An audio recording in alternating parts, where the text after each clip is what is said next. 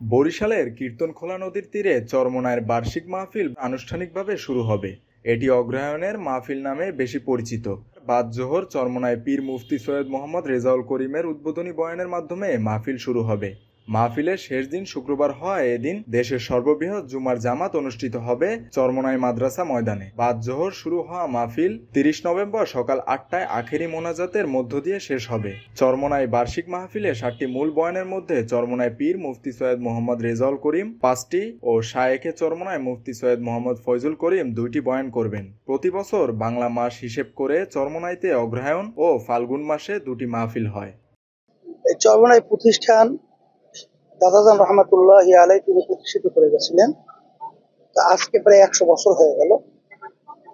দাদাজান রহমতুল্লাহ আলাই আমরা তাকে বুঝদার অবস্থায় ওইভাবে আমরা দেখি নাই, তবে আমরা মুরব্বীদের কাছে এবং তার লেখনী এবং তার ক্যাসেটের ভিতরে বয়ান আমরা শুনেছি।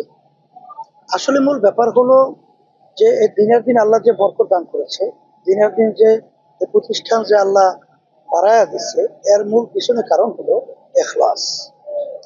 আর এখলাস বলা হয় যে যাহা কিছু করা একমাত্র আল্লাহ রাব্বুল আলামিনকে রাজি খুশির উদ্দেশ্যে করা।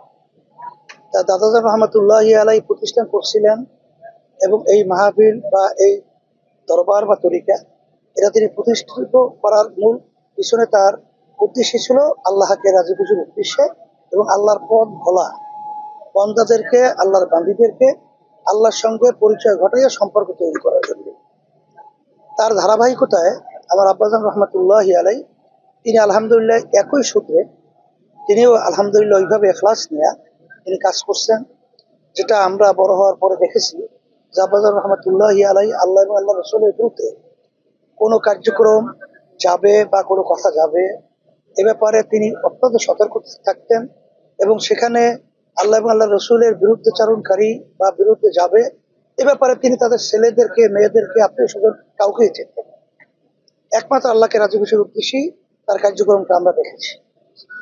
এই বরকতি আল্লাহ রাব্বুল আলামিন মূলত আসলে এই তরিকা, এই মাদ্রাসা, এই দরবারকে আল্লাহ বরকত দান করছেন, বাড়িয়েছেন। মেহেদী হাসান বাপ্পি, খুলনা গেজেট।